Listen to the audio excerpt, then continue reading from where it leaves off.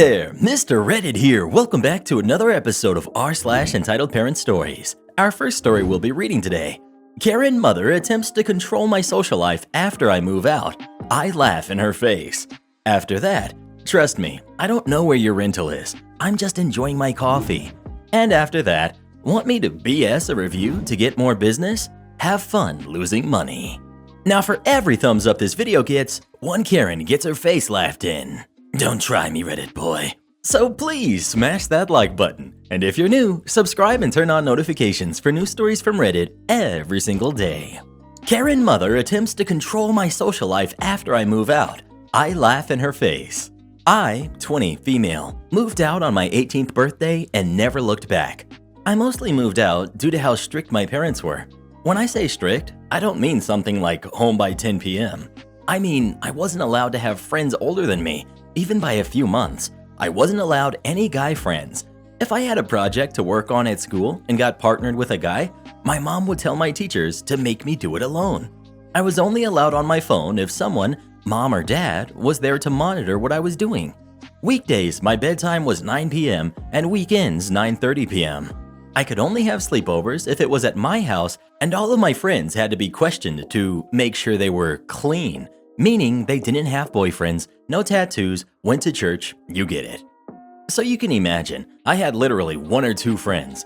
By 18, I didn't have any plans. I just packed my stuff and left. My parents weren't happy and tried for months to get me to come back home, but I didn't plan on it. Anyways, I landed a darn good job and was able to get my first apartment shortly after. My friend is over at my house almost every day with her boyfriend, and we just hang out. I didn't cut out all contact with my parents, but I limit it to only special occasions. My mom wanted to have a Zoom family call, whatever it's called, and asked me to join. I figured, what the heck, I'll join and say hi. As I'm talking to my little cousin, in the background you could see my friend's boyfriend come into the living room area.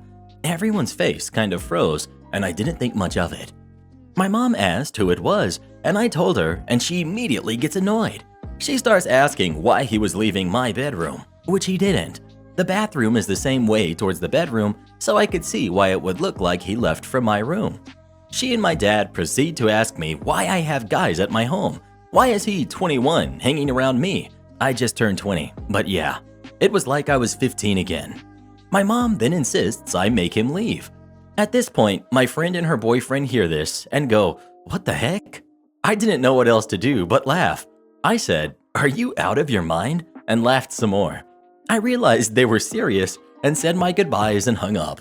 Later, I started getting messages that my parents are upset I laughed at them, and my family says it's in my best interest to apologize because I was being a jerk for laughing. Am I the jerk for laughing?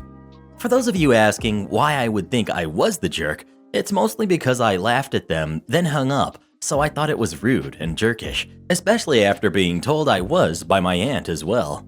I've seen a lot of people telling me to go no contact. I'd feel terrible if I did such a thing, but someone did point out that they'll never change their ways, so I think I might have to. You know, I've got no idea how to set boundaries, but I'm sure there's a few articles that can help me with that. I did block them from all my social media accounts except Facebook, so I think that counts. I'm not familiar with setting boundaries. Sorry. I found out from my little cousin that my mom has been asking where I live, so now I'm kind of scared for that. Though not many know my address, if she asks the right people, she might find out. I hope not. Well, what do you think? Was OP the jerk for laughing in her parents' face or not? Please let us know. And parents wonder why their kids want to have nothing to do with them.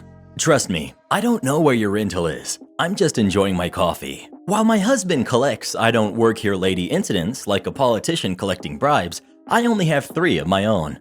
This is one of them. This happened in the spring of 2018. My mother had traveled abroad to visit one of her relatives, so when she was flying back, I went to get her.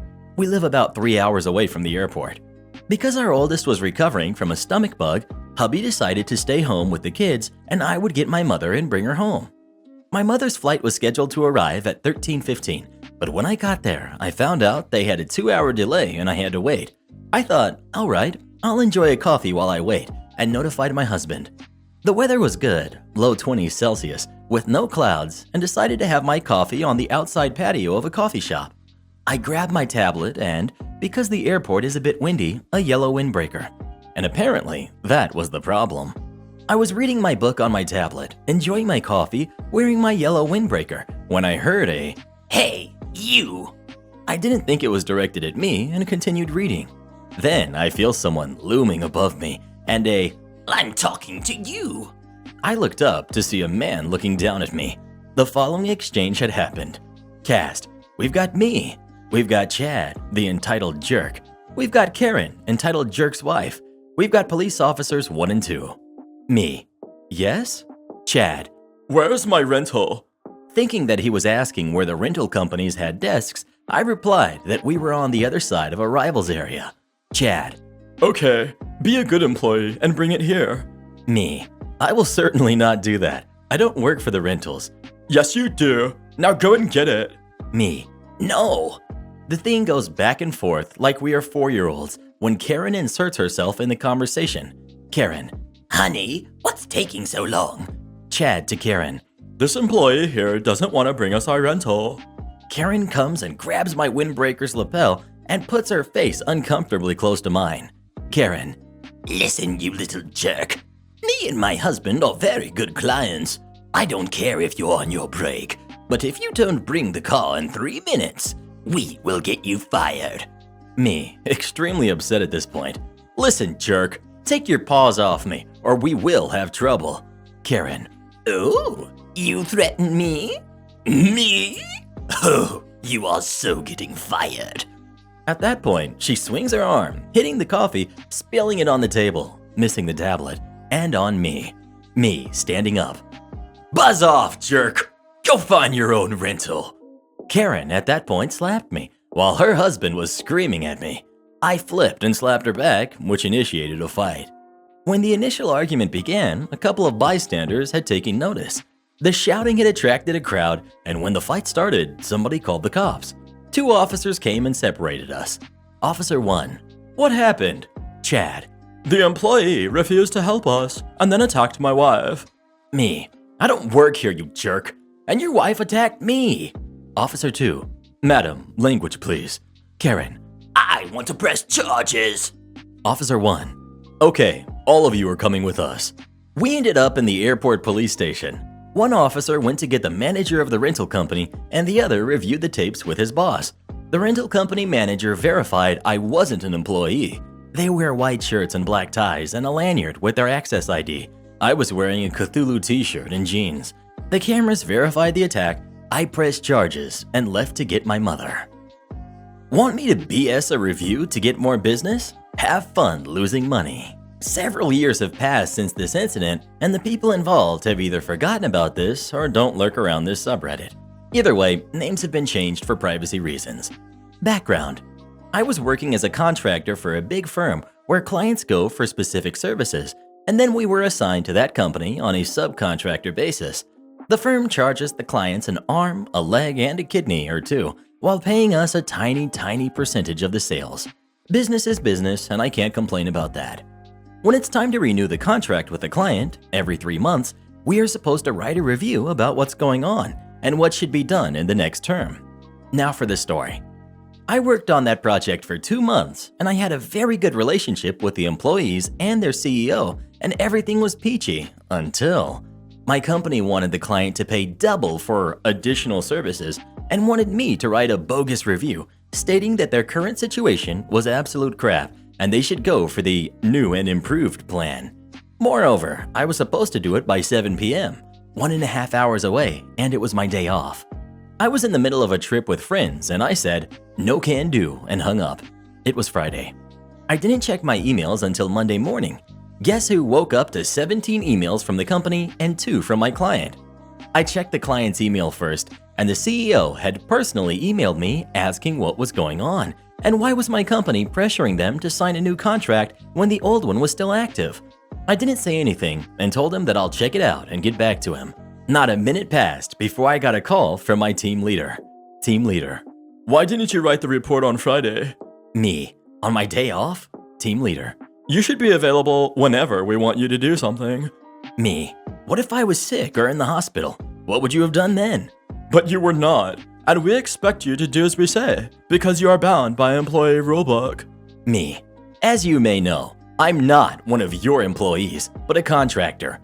We have specific dates and times we work, and you can't just call me on a day off and ask me to work out of the blue. That would be against my contract with your company.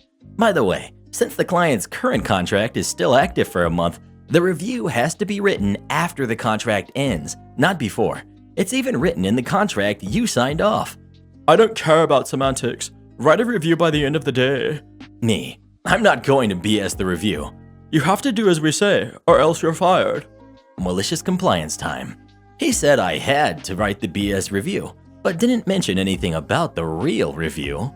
So I wrote the real review, and under that I wrote, the review Mr. Blank asked me to write, and wrote the BS review. Send it to the client and CC the TL, all the other contractors, the executives, and anyone who had the faintest idea about the project. I wish I was there to see their faces when they received the email. Best part?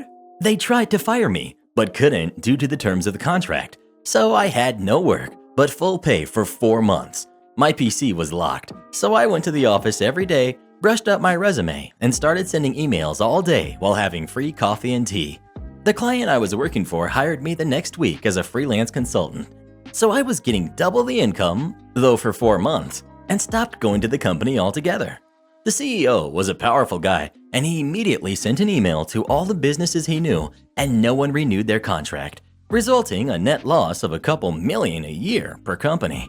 I heard 1 or 2 companies took them to court for falsifying reports, but not sure what happened to them. Have you ever had a boss try to get you to do something you knew you shouldn't be doing? If so, what did you do about it? Please let us know. I'd have to speak to their manager. Am I the jerk for telling my coworker to mind her own business, or I will report her to HR? I, 27 female, have been obese for majority of my life. My highest weight was 92 kilograms, and I am 164 centimeters. My parents tried to instill good habits in my childhood, but I got addicted to junk food in my teenage years. It was a big struggle to lose weight since. Last year, I finally managed to get my eating habits under control. I eat 1 meal a day, OMAD, but it is a big meal that is satisfying and balanced. Usually I have rice with a side of vegetables, eggs, and one type of meat. Sometimes, if I feel like it, I will also have an avocado shake or some fruits. I fast for the rest of the day. There are other reasons why I follow this diet. I have terrible acid reflux that makes me nauseous if I eat anything in the morning and at night. Keeping my meals to the afternoon period, 1 to 4 p.m., has helped me to control this. Before this, the nausea would get so bad, I would have to get off the bus to throw up on the way to work. Haven't had this issue since I started this diet. I reached my goal weight and have been maintaining this diet since. For some reason, my diet immensely bothers my coworker, Rachel. She always has something to say about my food. Some of the things she said. It looks boring. Doesn't it get boring to eat the same thing every day? I feel sad looking at your diet. A donut isn't going to hurt your weight loss, etc. We only worked in office until April 2020 before lockdown started. After April, we were working from home, so I didn't have to deal with her comments anymore. We have not stepped foot into the office until this year in January. Many of my coworkers were shocked at my transformation. Rachel has started her nonsense comments again, saying my diet is unhealthy, restrictive, and that I am too thin. I've told her multiple times to stop commenting on my food and body as it's not appropriate, but it seems like she cannot stop herself from saying something. I've even changed my lunch hours so that I don't have to eat lunch around her. Yesterday I snapped as she was purposely talking very loud about me to another coworker, talking about how I have disordered eating and I'm too thin. It seems as if she wanted me and the rest of the office to hear. I walked over and said very loudly that she needs to mind her own business and that if she doesn't stop with her comments on my weight or diet, that I will go straight to HR. Her face changed and you could hear a pin drop in the office. Majority of my coworkers support me. However, there are 2 other people that have come forward saying they think I am too thin, and they were concerned and that I was too harsh on Rachel. I told them that I will also report them to HR if they don't mind their own business. For the record, my weight is in the healthy BMI range. I haven't heard a thing from Rachel today. When I told my mom, she thinks I massively overreacted and that they are still getting used to the thinner me. Am I the jerk? Well, what do you think? Is OP the jerk or is Rachel? Please let us know. I'll never understand people like Rachel. If you don't have anything nice to say, just keep your mouth shut. Celebrity, Unpaid tab, and revenge. This took place a few years ago. I just recently remembered it. I worked at a restaurant with 2 floors, 2 bars, and 3 dining rooms. Upstairs has a ski lodge feel with a large bar, enough TVs to show every game on that day, and a bunch of tables. Downstairs is a small bar, sits 6 to 8, mostly used for service drinks and takeout. About 15 tables in that room and 3 TVs. The other dining room downstairs has no TVs and is preferred by our older customers. Now that we have set the stage, let's get to the story. I believe it was a Wednesday night, not normally super busy or super slow. But this Wednesday we had a big event for a YouTuber who was getting his own show. I'm going to leave him nameless, but some of you might figure out who he is.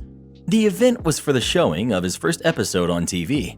We advertised the event and got a great turnout. The whole place is packed. We put a projector in the dining room without TVs. The YouTube star, in my opinion, is annoying, and so are most of his followers who came in. But they're spending money and the building is full on a weekday, so who am I to complain? I was bartending at the smaller bar downstairs with another girl. We took a small section of tables while serving the people at the bar and making drinks for the whole downstairs. Not a big deal, but it got hectic. One of the tables is 2 guys. They were the equivalent of young male Karens. They didn't make a reservation and were upset the upstairs was full. I got them a table in the downstairs bar room near a TV and told them a lot of people were planning to go upstairs for the viewing and they were more than welcome to do that. They eat and drink and I think everything is going great. The star of the night comes downstairs, says hi to tables and takes selfies. I see this table posting their selfie on Instagram. Once the show starts, these guys and many others head upstairs to watch. It's a 30-minute show full of pranks, and if I remember correctly, the guy dresses like an old man often. Now, we should have held credit cards, and I take full responsibility for not, but it just wasn't something we did at the downstairs bar, as most customers don't wander around the building. The show ends, people come back to their tables, either close out or enjoy another drink. The downstairs starts winding down, and this table is nowhere to be found. I head upstairs to look for them, and they're not there. Hoping they're outside smoking or we just didn't see them, the other bartender and I go about cleaning up and serving the remaining customers. End of the night comes, and they clearly left without paying. Save your lawyer talk. I know it's illegal for the restaurant to make us pay, but they would have. I made way too good of money there to get fired over having to pay 1 check. But then I remember this table posting on Instagram. I decided it was worth a shot and looked through hashtags of the YouTube star's catchphrase.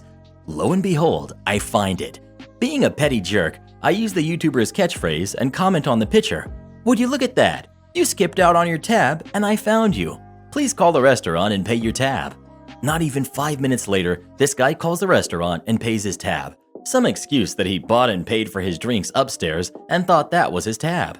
I understand that not everyone knows how restaurants work, but how could you think a tab for 2 drinks is the same as the one with food and more drinks on it?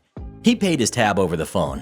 While the tip was low, I was happy to get the tab paid, get some revenge, and feel like a detective. Am I the jerk for not letting my cousin borrow my favorite book? I, 20 male, am a big reader and have a pretty big collection of books. Normally, I have no problem letting friends and family members borrow my books. My sister and I are constantly swapping books back and forth. The other day, my cousin Chris, 12 male, fake name, was over and he brought up that he wanted to read Ready Player One. He just saw the movie and wanted to compare. In hindsight, I really wish I kept my mouth shut, but I got excited and started going off about how it's probably my favorite book of all time. My aunt suggested that he just borrows my copy of the book. Normally this wouldn't be an issue. I've lent him plenty of books before. However, I don't always get them back. I usually have to remind them multiple times to please return my books when they're done with them, or just go over to their place and get them myself. I don't mind too much because I have a lot of books and I know that I'll get them back eventually. Now, if I had just any copy of Ready Player One, sure, he could borrow it, no problem. But my specific copy means a bit more to me. I went to a private high school. Grad class was just under 30 kids. And when we graduated, the teachers found a book that they thought each student would like. And then they all signed it. So as you can probably guess, they got me Ready Player One. And it has all of my teachers' signatures and little messages on the inside. The reason that this means so much to me is that I went through a really bad depression in high school. And most of my teachers were always there to talk to and help me. So to this day, whenever I start feeling down, I read all the messages they left me in that book and remember all the good memories I had there. So after I politely told my aunt and cousin that I didn't want them to take my copy, it turned into a lot of, "Come on, it's just a book. You know we'll give it back. He's not gonna do anything bad to it. I should mention that a few of my books have been returned with dog ears, small rips, or things spilled on them. My mom tried to tell me, "He's your cousin. You can do something nice for him." At the end of the day, I said no, and when they left, they weren't happy with me. My mom and dad both told me later that night that I was being really rude earlier and that I need to apologize and let him borrow the book, although I believe he bought his own copy now. I know it's just a book, but I still don't want to let it go. Am I the jerk? Edit. First of all, thank you everyone for all of the support. One thing I want to clarify is that I do not mind lending books. It's just this one specific book that I don't want to lend out. Also, as easy as getting a library copy is, believe it or not, my town doesn't have a public library. Regardless, they can still just buy their own book. Well, what do you think? Is OP the jerk or not? Please let us know. No, OP's just fine, but everyone else in this story really sucks. Except for the teachers. That bit warmed my heart. Charged back for a previous theft. So when I was younger, about 10 years ago, I worked for a small off-license liquor store that specialized in fine wines and rare spirits, while also keeping business going with the run-of-mill stuff. I went from unemployed to assistant manager to manager within 10 months of starting there. We had many lovely and loyal customers who earned nicknames. The Dog Walker, who came in with her dog 2 or 3 times a week and would just chat. The Major, who just reminded me of Major from Faulty Towers. Miniman, a man who would only buy spirits by miniature size, 5cl. I assumed to hide it from a partner. And lots of people who were known by the product they'd buy. Boddington's Man, Smirnoff Guy, and Malbec Lady, the superheroes of the store, and my favorite, Whiskey Gent, who used to work as a journalist for a well-known broadcaster in the UK. Amazing stories from the world of politics and sports. This story pertains to someone who was nicknamed the Hairy Shoplifter. I don't think they need an explanation. So a few years into the job, I must have seen the Hairy Shoplifter 3 or 4 times a week. He had shoplifted under previous owners, but new manager, new store basically, so any ban he had been given in the past was gone, even though the majority of the staff were unchanged. The Hairy Shoplifter is browsing and quite blatantly slips a bottle of wine into his sleeve and walks out. At the time, it was busy, and I just couldn't deal with reporting it properly, calling the police, waiting for a report. A 6-pound bottle would only equal an 80-cent profit for the store, more to the franchise owner. So I write it off as a loss and get on with work and life. However, in the back of my mind, I knew that wouldn't be the last time I saw him. Sure enough, 2 weeks later, he's back in the store. This time, it's much quieter. He picks up a few items and brings them to the till. The till was fairly old, so I was still manual typing. After 2 years, I had basically memorized the price of every item in the store, at the very least, those that were purchased regularly. He, on the other hand, does not. So I managed to price up the items, adding in the price of the bottle that had mysteriously disappeared. The Hairy Shoplifter said that it was more than he thought it would be. So I said something to the effect of, "We recently upped prices due to some unexpected losses over the last month." The Hairy Shoplifter understood, I think, smirked, nodded, and paid, and then went on his way. My lasting question was always, I wonder what he managed to hide and how that made paying the extra worth his while. Well, what do you think? Is OP the jerk or not? Please let us know. Half the class fails the midterm after cheaters copy me. I don't have a problem helping classmates. I really don't. I even tutored several classmates during my final semester of undergrad because they needed the help. They all ended up passing their classes with my assistance. This story comes from a particularly tough business information systems class during my undergraduate education. The students in this class were mostly non-technical business majors, so this new material wasn't at all similar to anything we had learned in other classes. Needless to say, most of the students were struggling, including me. I still had a 4.0 in college at this point, though I finished with a 3.99, and was willing to put in max effort to keep my stellar GPA. I started studying hard. I made my own Quizlet sets. I read the book every night. I finished assignments a week early, and I did outside research. After grinding it out in this class for about a month, I was working on an assignment in a room designated for quiet homework time, and that's where our story begins.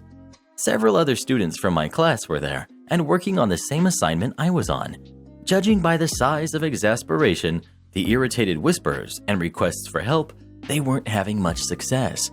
Having studied relentlessly for a month, I was having an easier time of it. As I got up to go get some water from the fountain in the hall, a classmate asked for my help. I told him I could do that and I'd be right back. I returned a few minutes later to find what I can only describe as a bunch of busy bees happily working away. This was strange since they were hopelessly stuck 2 minutes before, but whatever. My classmate tells me he figured it out without me. Now, I'm not an idiot, so I know the 5 people in this room probably copied my work off my computer when I went to get water. Scumbag move number 1. But as it turns out, no one in the class needed help the next day or the day after. Whoever in the study room had stolen my work had forwarded it to most of the class. Scumbag move number 2. I don't mind being helpful, but I hate being used, so I made a plan to get back at the people who had stolen my work. It didn't take long to organize my plan and carry it out. Here's how it went. 1. I changed an answer on the next assignment by multiplying by -1. 1,500 became -1,500 on this question. The next week, I left my computer in the same place as before and went to get water. Just like I had done the week before, 75% of the people in my class of 40 people put -1,500 as the answer to question 3, which was definitely incorrect. I began studying relentlessly for the midterm. Our professor had said he wouldn't adjust the weight of the test if everyone scored particularly well. This class was difficult, and no one was expecting anyone to score over 75%, so all my classmates figured the weight of the test would be adjusted. My plan was to wreck the curve, even though it's not a curve, and deny everyone the adjusted weight by producing a sufficiently high score. I recruited a classmate who hadn't stolen my work to study with. Together, we aimed to score high enough that our professor couldn't adjust the weight of the midterm. Here's how it all played out. No one who copied me realized the answer was incorrect. Every last one of those idiots submitted the wrong answer for question number 3. This next part surprised me, but my classmates began insisting the class was unfair, too difficult, or rigged, and launched these complaints at our professor. One day after class, I had the following exchange, since I was the last student out of the classroom.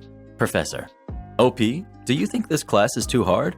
Me: honestly, the class is hard, but if people spend as much time studying as they did complaining, they'd be fine. They really need to just get to work. Professor: I thought the same. Me: deciding spur of the moment my next move. I also happen to know that most of the class incorrectly copied my work on the last assignment. Question 3 should have a net income of 1,500, not a net loss of 1,500. I put down the wrong answer initially. Everyone copied me, and then I changed the answer later. I think you can reasonably conclude that anyone with -1,500 as the answer cheated off of my incorrect work. Professor: I figured they all copied, but I didn't know you were the source. Anyway, thanks for your candor and your dedication to the class. I didn't cheat, so I don't know what happened to those who did, but depending on the class, they would either get a 0 for the assignment or a plagiarism citation, so they got one of those. Fast forward to the test day, and I'm ready to go. I know since most of the students are business majors, they need 70% to pass the class because it's a required course. Hurting them on the midterm will go a long way in helping drop their grades. I take the test, I'm the first one done, and I leave pretty sure I've done enough to deny the class the exam weight adjustment. A week later, we get our exams back. Tests are distributed all around me with scores on the top in red ink: 68, 71, 70, 66, 75, 67, and these are the smart students. Someone on the end of my row takes a test from our professor and lets out a sigh as he begins passing a test down my row. It stops on my desk. 93%. I've won. Some idiot in the front of the class: So, is there going to be a curve? Professor: Nope. Me: What was the high score? Professor: 93. Average score for the exam was 71, so a good number of people didn't get a passing score. Maybe they made up for it on the final and passed, but I don't care. I got mine. Well, just goes to show you, cheating won't get you anywhere. I can't believe all of those stupid students cheating on a test like that. My angel would never do such a thing. I don't know, Karen. You sure about that? How dare you! You've got to see this video next, so please come watch it next and we'll see you when you get there. And huge thank you to our newest official channel member, Nicole Turner. Thank you so much for supporting the channel. It really means the world to us. Join as a channel member today, and we'll give you a special shout out in our next video. And to have us make any kind of video you'd like us to, just come to our Fiverr. Link pinned in the comments below.